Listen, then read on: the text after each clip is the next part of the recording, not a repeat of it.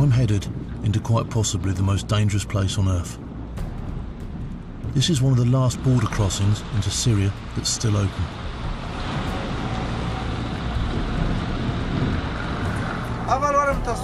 And coming the other way is the latest in a stream of refugees fleeing a brutal civil war. It started 4 years ago with an uprising against President Assad.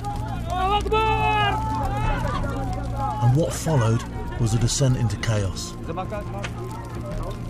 Now, Moscow's intervention in support of the Assad regime threatens an international crisis. And while Russia and the West can agree that Islamic State is their common enemy, no one has yet come up with a plan to stop them.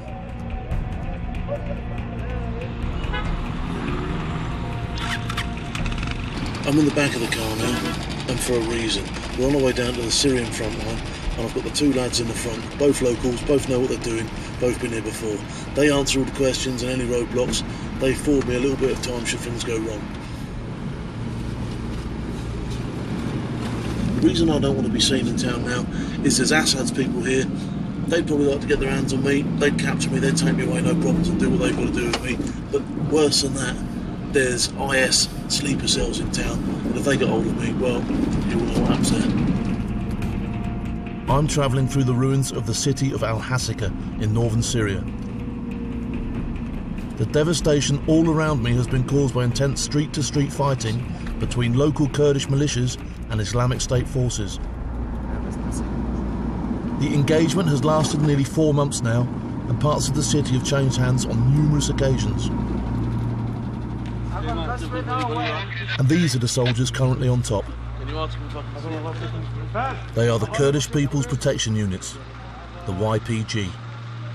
They are acknowledged as the most effective fighters against IS, but they're also the sworn enemies of Turkey, the West's main regional ally. And that means the most they can expect for their efforts is a quick thumbs up.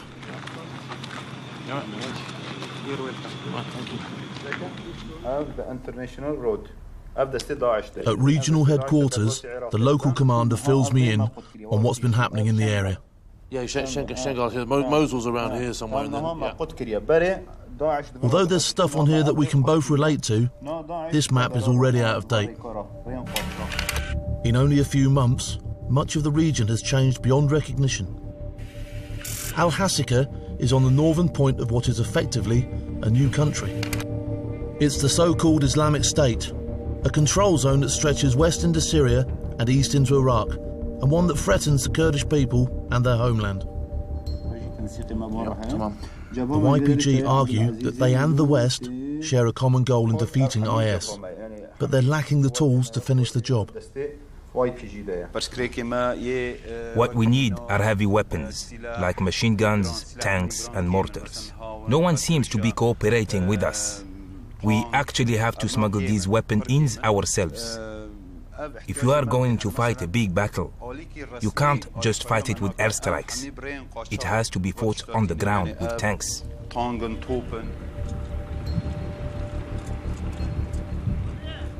That help is unlikely. In the meantime, this lot on the front line will just have to make do. So I've come to find out how they're coping. I am primarily a soldier and not a journalist. Although now I am slightly bigger than a few years ago, I feel it is important, if the story is to be told, it is to be told through somebody who understands other soldiers. I wasn't quite sure how much was lost in translation, because at first it looked as if I wasn't getting through. But then there was a dig at me that broke the ice. Don't worry, mate. If they shoot at you, it will just bounce off. Outside, I was given the full 360. It's got all the bits and pieces, including underground bunkers to deal with incoming mortar fire.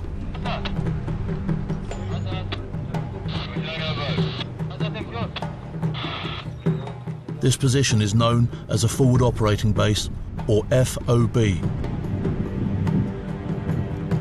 From here, these lads spend all day monitoring the IS front line. And if they see anything move, then it's fair game.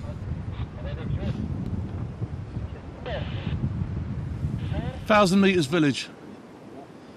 3 fingers right of village, small building and cops.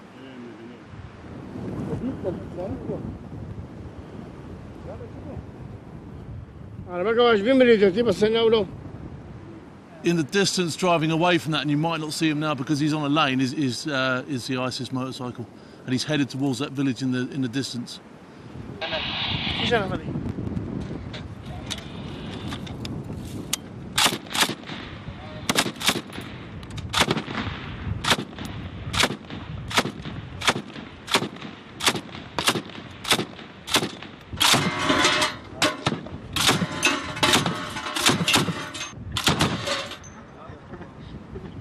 They saw some movement in the village, and because everything in that village is deemed to be hostile, they've had a go at it. Now they're making the weapons safe. It's back to duty as normal.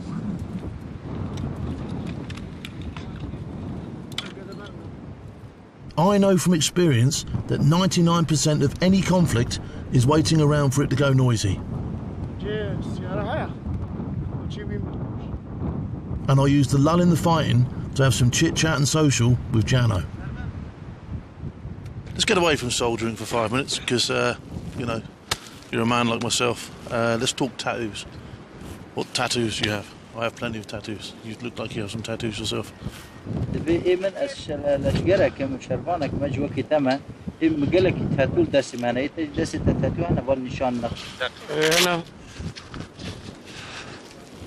Okay, so you've got a snake on here. This one here, the swallow, a lot of people used to have this in the old days. It's a tattoo you'd have if you'd have been put inside prison. So you've been in prison? He has. Good man. Are these all homemade tattoos? These ones here, these small ones, you've done all these yourself? Yeah. I got. Like this one here. This good tattoo I have here. Oh, he's done me with that one. Okay, we won't get undressed now, but yeah, go on, get it out. Yeah, let's have a look. Go on, Jano. Let's have a butcher's. Hang on. Okay, now this is your girlfriend? Yeah, this is your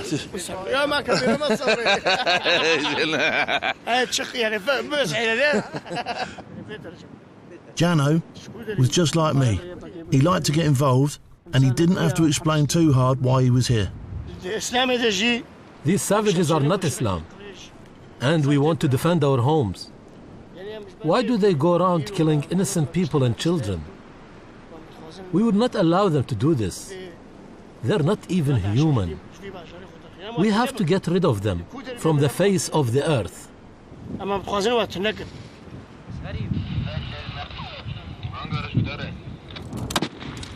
One thing was abundantly clear from the beginning. For a bunch of geezers fighting in the front line against IS, or what they call Daesh, their kit was poor to shocking at best. This German rifle wouldn't look out of place on the Antiques Roadshow. Tell us where'd you get this? Daesh. From Daesh, yeah? From dead body? From killed soldier? You took this from someone who was killed, yeah? So this is picked off of the enemy. This is a new addition, this sight rail. I don't think that the Germans put that on there originally, because I don't think they'd have had a sight for it. Have you used it? Have you used it back? See, did he get the? Ask him if he got the scope. Did he manage to get the scope from Daesh? No. You get it. Better luck next time. Hey, let's have a look. That is a serious bit of kit. That is. I'm telling you. Having said that, it all counts. It all counts, doesn't it, buddy? Eh? The solid butt here, boom, yeah. You know, crunch. No, it's a good bit of kit. Solid, good man. If you're going to butt someone, right? If you're going to butt someone, this bit here, up, bang, yeah. So up, smash, all right? A flick, up, smash, yeah? Get violent with it. Yeah, good. That's what we like. Hopefully you'll still have some ammunition left. Ammo's involved now. Yeah. Here he comes. I'd met some decent blokes in my time, and one thing was for sure, I'd have Jano and his crew with me rather than against me any day. Here he comes.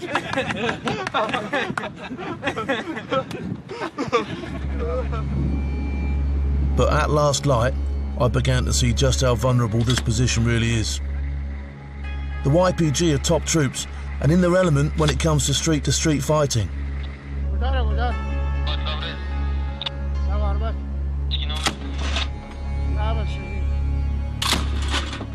But this base was part of an overstretched front line, manned by a small group with dodgy weapons.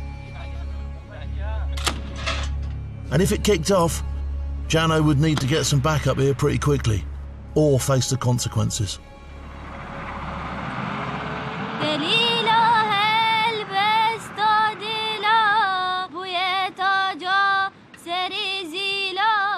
Coming up, I spend a night out with the other half of this formidable fighting force, and I find out what's in store for the IS fighters who go up against them.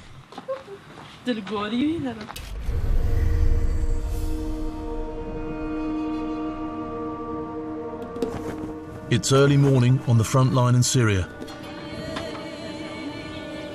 and I'm paying a visit to some of the deadliest troops in the war against Islamic State. These are the YPJ, the women fighters of the Kurdish People's Protection Units. And believe me, you wouldn't want to mess with them.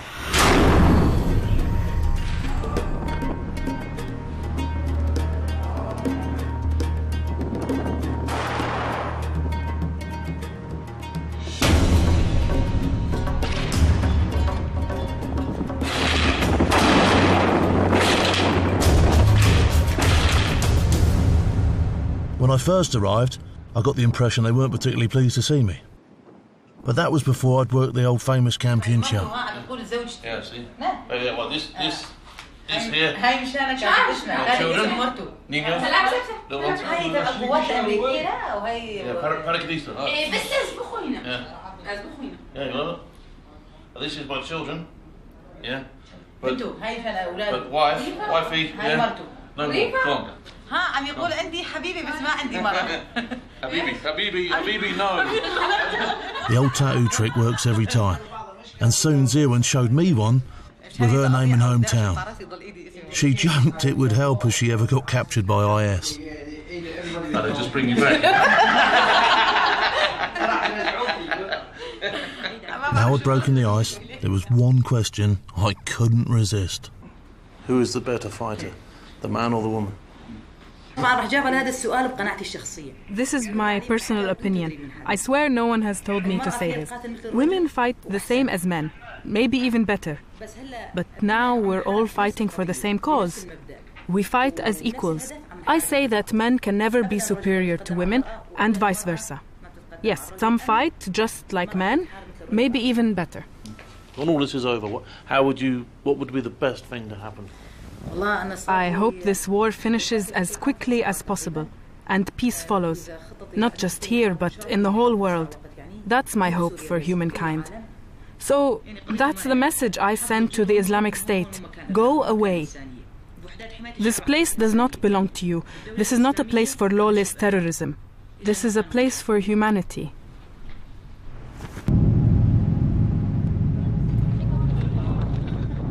That evening, another unit of YPJ arrived to relieve some of their comrades.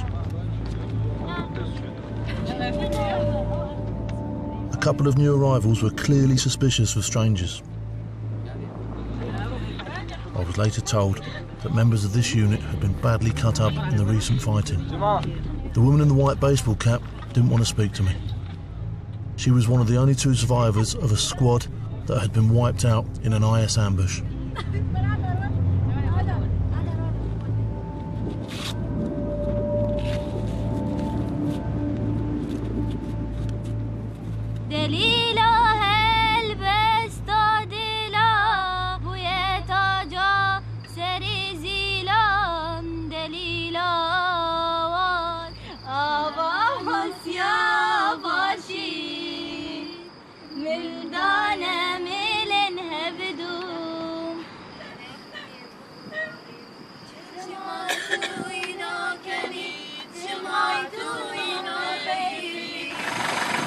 Nighttime is witching hour, and Nazrin and Zilan are off on patrol.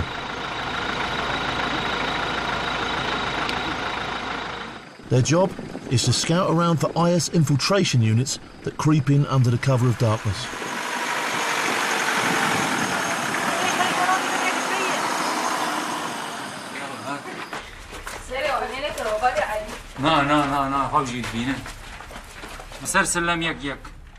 The first stop is the ruin of a local prison. This location is of vital strategic importance and has changed hands many times during the heavy fighting in the past few weeks. The rooftop is the ideal spot to keep an eye on what IS are up to.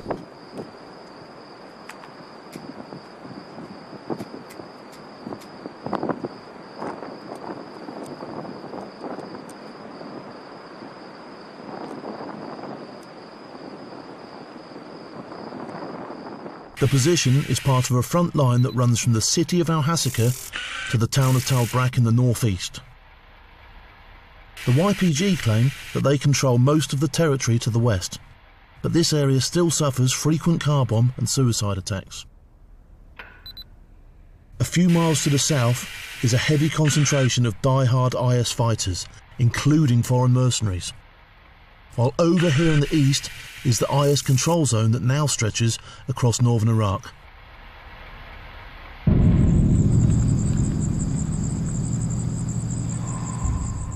So being stuck in the middle of all that lot means there's no nodding off.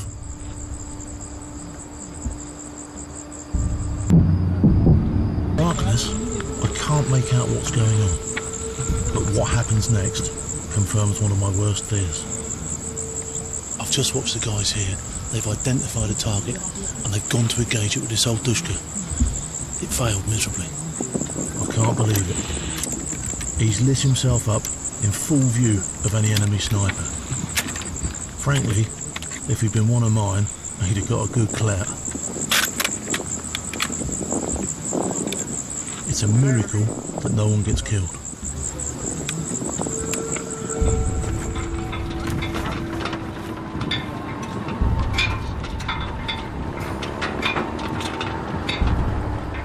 Back on the outskirts of the city, Nazrin and Zilan's patrol is coming to an end.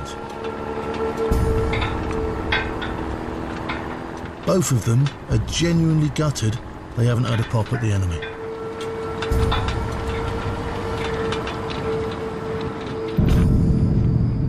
I have to say that in all my travels, the YPJ are the most extraordinary fighting unit I've ever come across.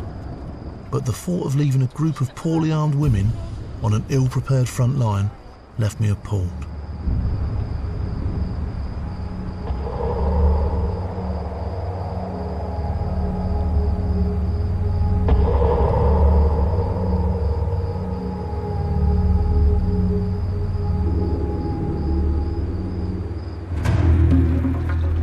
Next up, I cross over to Iraq and meet the lad living in Yorkshire who has come back to do his bit. I decide to be part of a fight against this terrorists. Everybody happy? And I'm roped in to give some local militia a few tips on staying alive. If I'm moving down or up, the muzzle must be kept up. I've moved across the border from Syria and I'm in northern Iraq. It's a war zone, but there's no sign of the Iraqi army. A year ago, they were routed by IS, who helped themselves to billions of dollars of their American-supplied hardware. Now we can see we're getting somewhere now. These places are probably, it looks like some sort of FOB they've brought us to. See, the places have got proper OHB on them now, which is overhead protection. So they're obviously getting some here. Old Russian tank there, look. I've driven into a forward operating base controlled by the Peshmerga. Since the regular army did a runner, it's down to this Kurdish militia to hold the fort. How long have you been Peshmerga? Since 1992. Are these scars from fighting? Yes. Come on and tell us how. Tell me how. تنتي الربيعة. It's got some proper scars. تنتي الربيعة منشابة باقية منشابة شنو جبي شنقاري. تنتي. That was a suicide. This was a suicide bombing, yeah? Where? Here? Yeah, I know in the arm, yeah, but whereabouts was the suicide bombing? يا الربيعة. In Rabi'a. Yeah. What about this around here? What's it's suicide bombing? قبل شربها كيك. It was In the Civil War. So you've been through a lot of action, yeah? زود الشرط ديتي أنا. ها رجالك. ندي تبيش. Yes, of course. هم كان شغال ولی كان شري. طاطن ولی نظام قانون طاولنا مش طاول. See, this man here is what the Peshmerga are about. A lot of people by now would have just given up the ghost. He's been through God knows what with that, and he's still out here scrapping. I've got to take my hat off all day to him. Their heavily fortified compound is at a strategically vital crossroads.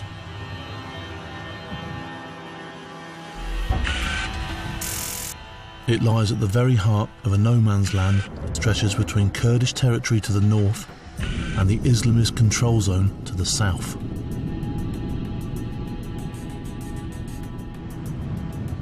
There's not much in the Peshmerga locker to match the modern weaponry lifted from the Iraqi army. And that means they have to rely on the one thing the West does supply: airstrikes.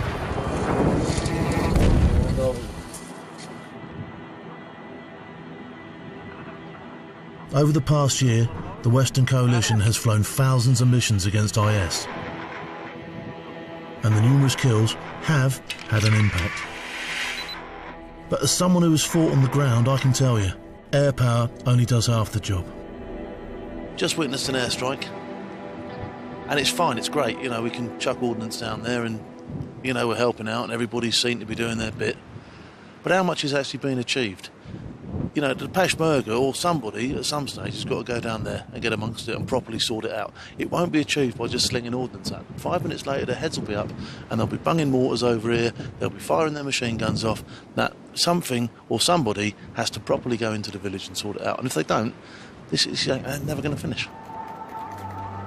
Islamic State fighters have rapidly adapted to airstrikes.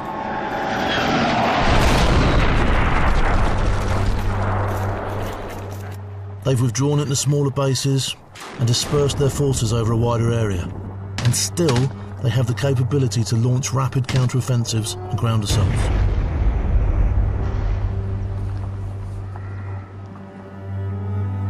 For the past 12 months, Kurdish communities across the whole of northern Iraq have lived in daily fear of Islamic State fighters only a few kilometres away. One way they prepare for the threat of an invasion is by banding together and setting up defensive militias.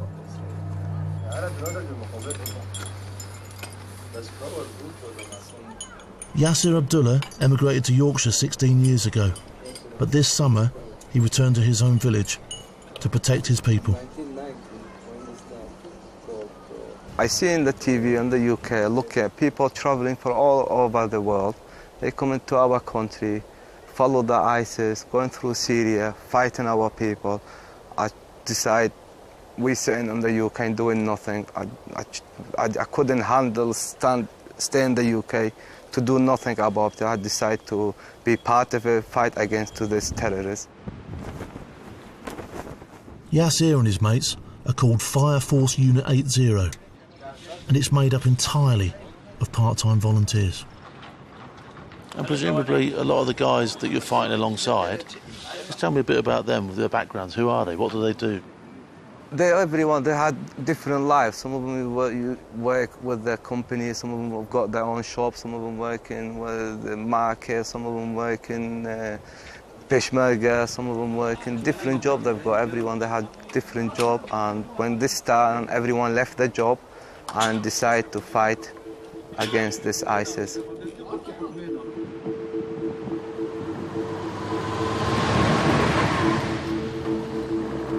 Only a few hours after I linked up with Yasser, they get a call to the front line.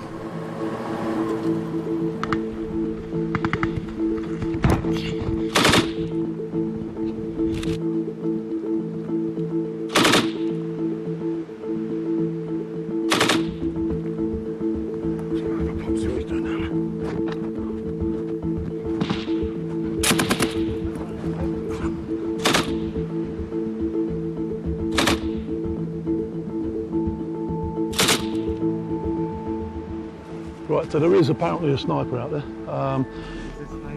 Yeah, I've not had any fizz this way yet, but these guys might be keeping his head down, so...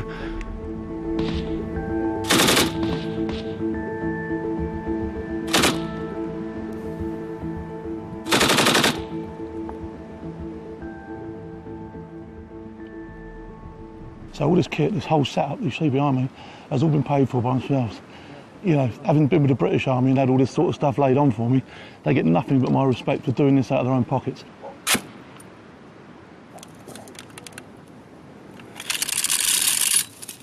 But it's not long before I witness a familiar sight. Dodgy old kit that packs up in the heat of battle, leaving them with nothing but their defiance.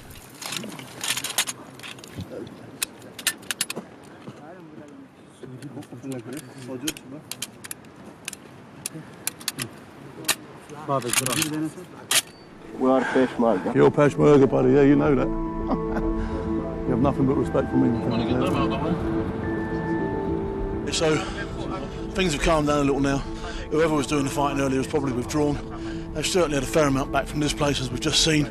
Some of these people aren't trained, some of them are taxi drivers, bankers, whatever. All right, and they're out here giving it stacks against an enemy that is, to be fair, quite well organised, quite well equipped, and quite well motivated, without the fear of dying as well. After the contact, it's back to the unit headquarters. Over the usual cup of chai, I had a chance to think about what I'd just seen. And I was worried about the basic level of combat awareness that Yasser and his men had shown. Everybody happy? Well, that's good. Okay, if I'm not firing my weapon, my fingers should be nowhere near the trigger. Okay, if I'm moving down or up, the muzzle must be kept up. I should never get up from the same place that I go down, in case the enemy saw me go down. Okay, tamam. Tamam. Tamam. Tamam. Okay. If they just stay here, okay, sniper goes 1, 2, 3, 4, boom, boom, boom, boom, yeah? Mafi mushkila. Mafi mushkila, halas. All gone, yeah? Okay, come on, let's go. Let's go, go, go, go.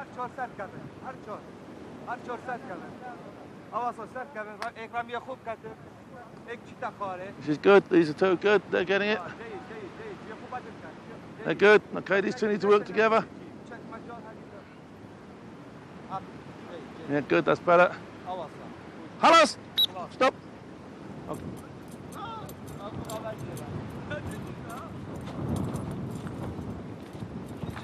Cheers. In the end, it wasn't much of a contribution. Cheers. Okay, good man. Good man. Okay. Just a couple of hours in the afternoon running through the basics. Come on, buddy. But in the light of everything I was finding out, it was the least I could do.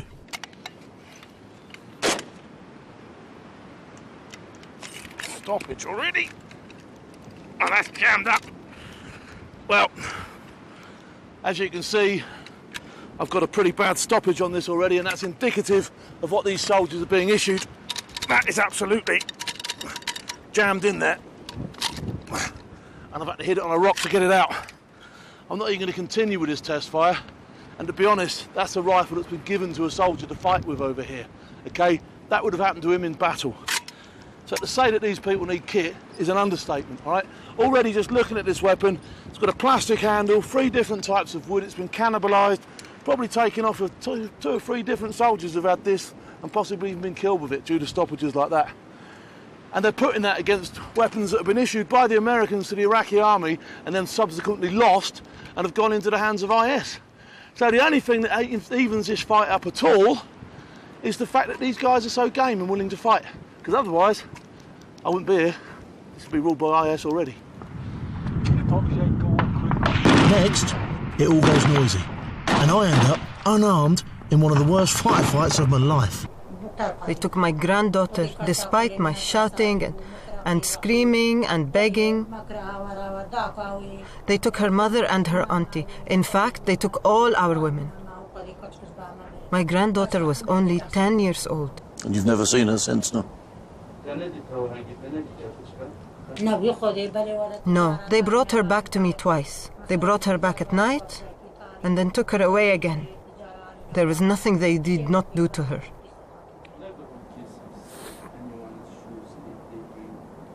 Come across some fairly hideous things in my time, but that is just appalling, absolutely dreadful. I don't even want to talk about it.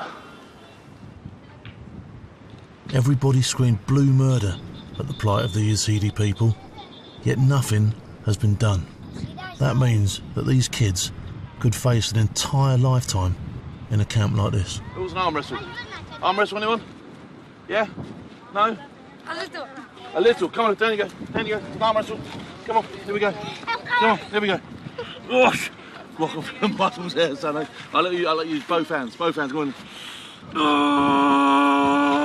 Oh, he's done me. He's done me. Genuinely heartbreaking, that is. You know, I've got kids of my own. They ain't done nothing. They don't deserve this. Some of those have been here a year. And it breaks me up.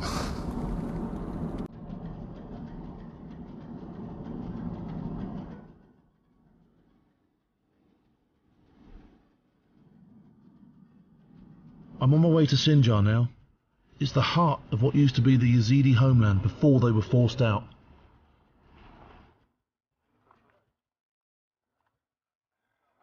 This is now the front line for some of the fiercest fighting against IS anywhere in the world. And once again, it's the Peshmerga doing the heavy lifting. Literally got two properly constructed holes here for returning fire, and the enemy are literally now anywhere between 200 and 300 metres in front of me, which is well in range.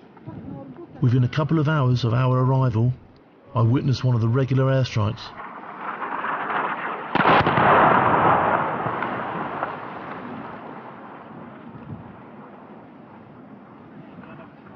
And while there's no doubt that the fighters here welcome all the help they can get, the reality is IS is still dug in and going nowhere.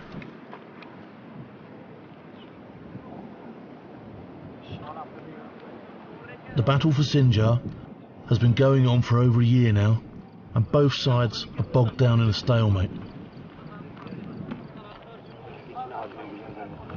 The Peshmerga commander tells me it's because they aren't properly equipped to do the job.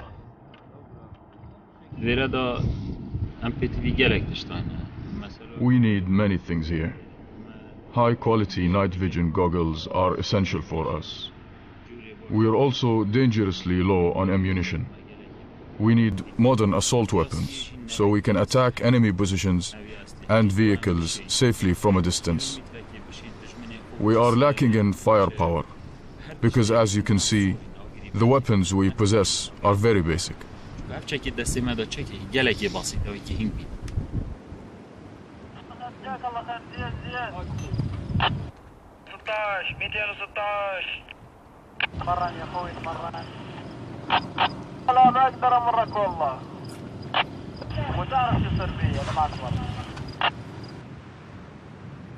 We've just been told by one of the guys that they are expecting an attack, and they've got that intelligence by listening in to the walkie-talkie, which goes straight back to ISIS.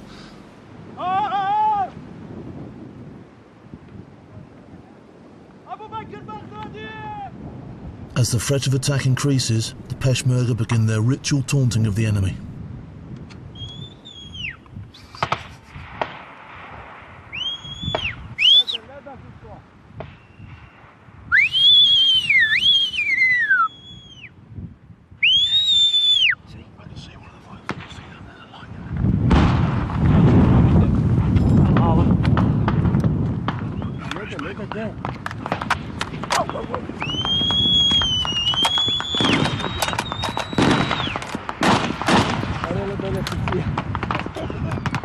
It's proper coming in now. They're putting in an attack, I think.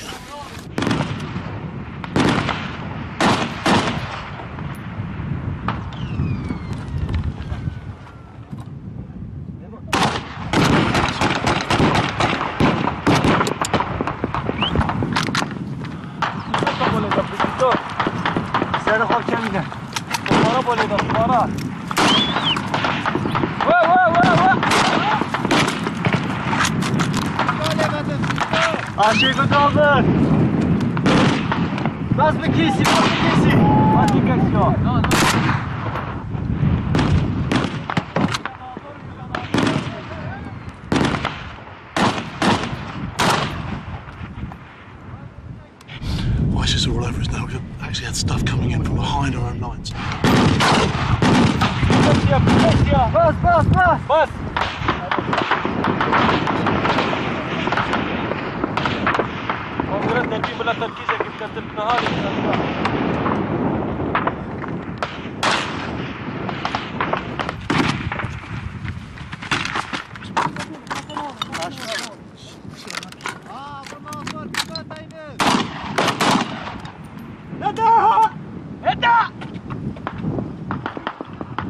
It was time to move up to the high ground to get a better view of what was happening along the whole front.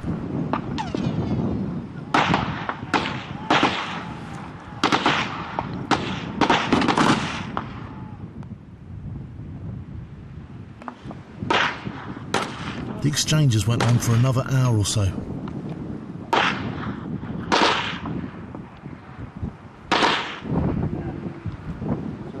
Before eventually dying out in the early hours.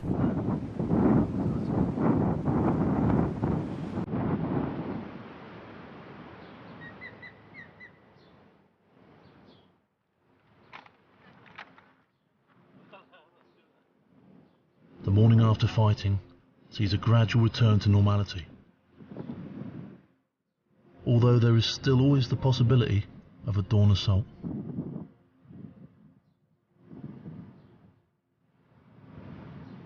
It's hard to explain to outsiders what it's like to have been in combat. And the only people who really understand it are those who've been through it. For me, the battle here at Sinjar summed up everything I'd witnessed.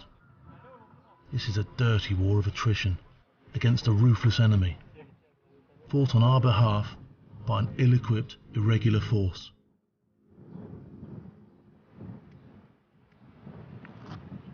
Who, in my opinion, need a bloody sight more than a pat on the back. If this fight is ever going to end.